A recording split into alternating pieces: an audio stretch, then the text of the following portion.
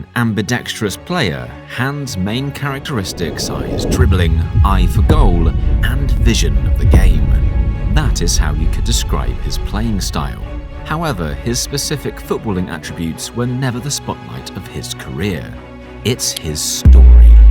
The North Korean wonder kid who was labelled the next Ronaldo, but was suddenly forced back to his home country. To say that he simply vanished doesn't do justice to the complexity of the situation. This is the story of Han Kwang-song. Han was born on September 11, 1998, in Pyongyang, North Korea's capital. He quickly developed a love for the game and was implemented into the Pyongyang International Football School, an elite youth academy that annually accommodates 200 aspiring footballers. He was seen as a top player and gained government sponsorship, which meant he would be able to travel to Italy with the under-16 national team to seek opportunities with highly regarded academies. He spent 5 months in Spain training with Centro Europeo de Tecno-Football to prepare for the AFC Under-16 Championships in Thailand. Approaching the AFC Championships, North Korea was seen as underdogs, though they weren't overlooked as they had previously won the 2010 tournament, with favourites being Australia and South Korea. However, North Korea squeezed their way out of their group, got through the quarter-finals on the penalties against Iran, beat Australia in the semi-finals also on penalties, and finally came out victorious in the final in a fierce game against South Korea, a rivalry described by the Vice President of the Korean Football Association as like war. Han Kwang-song came out as a second top goal scorer of the tournament, including a goal in the final, which helped him make a name for himself. He went back home to join Chobyong Soccer Club when he was contacted by Perugia's ISM Academy. While he was handed a student visa and was granted permission to go to Italy, FIFA age regulations meant that he was too young to be registered for actual games, meaning he spent a large time training, doing trials, and learning Italian. A coach at the academy, Mauro Costarella, saw Han's immense potential and took him under his wing, providing a home for the next 2 years. It was in 2017, when he turned 18, that he began drawing huge interest from major clubs, including Manchester City and Liverpool.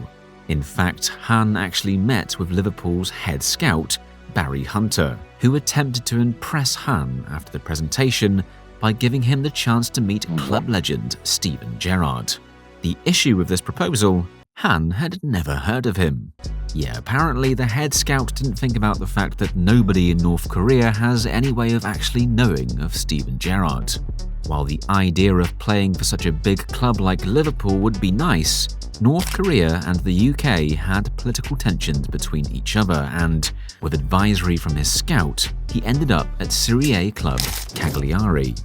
He began with a minimum salary of €1,500, though suspicions arose throughout the Italian government that a large portion of this money was going directly toward the North Korean regime. On his first day after arriving at the club, he bagged a hat-trick in a friendly match, which boosted his first team chances. His first several games were played in the under-19 team, where he continued to rack up attention. After impressing the coaches in just less than a month, he was given his first team debut. And while he only played the final 4 minutes of the game, it was a huge step in his career, as it was evidence of his progression. But he wasn't done there, as the next week, he would score against Torino, making him the first Korean to score in the Serie A. His positive influence was rewarded, and he was immediately handed a professional contract. Being only 18 years of age, Han was not guaranteed many minutes, but his ability still demanded some kind of first-team football. He was loaned to Serie B team Perugia. In August of 2017, he scored a hat-trick on his Serie B debut for the club in a 5-1 win over Virtus Entella. He finished the season with 7 goals in 17 games before returning from the loan to Cagliari. A nice loan spell.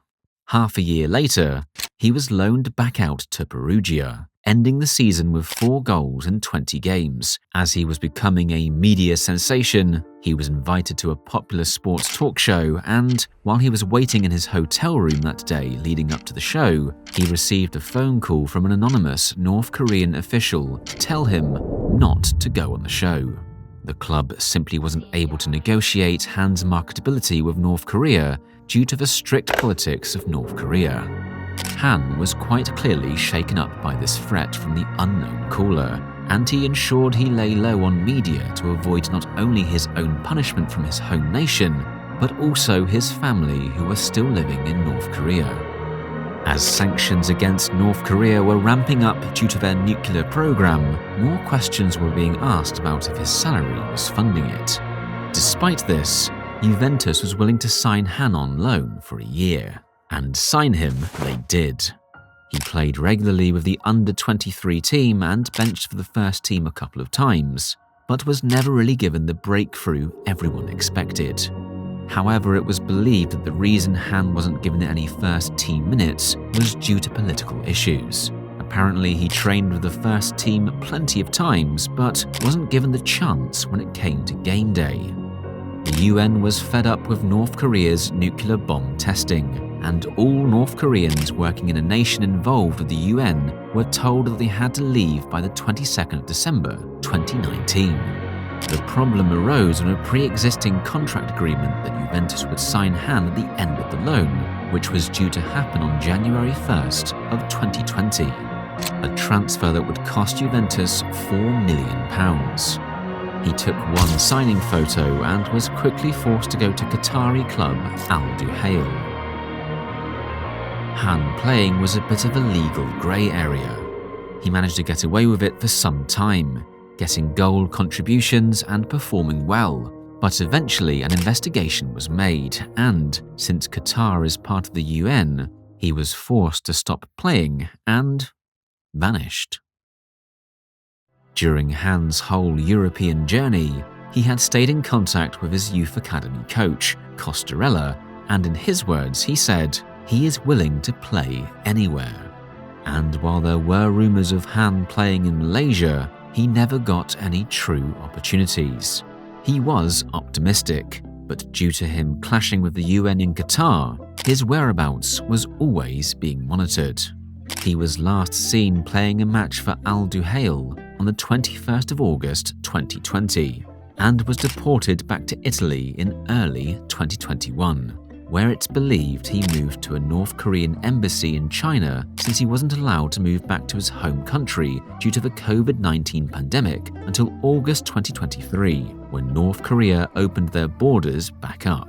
For 3 years, he disappeared, and by now the media had basically forgotten about him. North Korea was set to play their first game in years in a World Cup 2026 qualifying match against Syria. And while the team lost 1-0, the attention was on the starting striker, a 25-year-old Han Kwang-song, the player whose trail had previously gone cold. As it turns out, Han had never given up on football and had spent his time alone training in China. Just 5 days later, he appeared again in a 6-1 win over Myanmar, taking away a goal and an assist. In 2024, a Japanese newspaper revealed that he was actually playing for a club, though that club is April 25 Sports Club, a top team in the DPRK Premier League.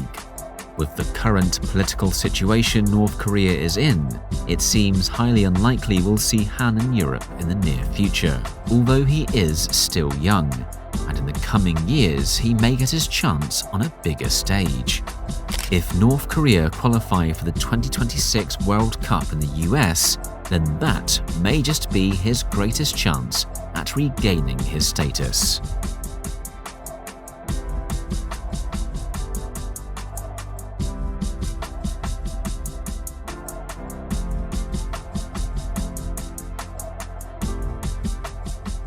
If you found this video entertaining or interesting, please consider subscribing to the channel. Docs Football is a growing community where we share football stories powered by our passion for the beautiful game. So if you have any words you'd like to share, drop them down in the comments below. Hopefully you enjoyed this video, and I hope to see you in the next one.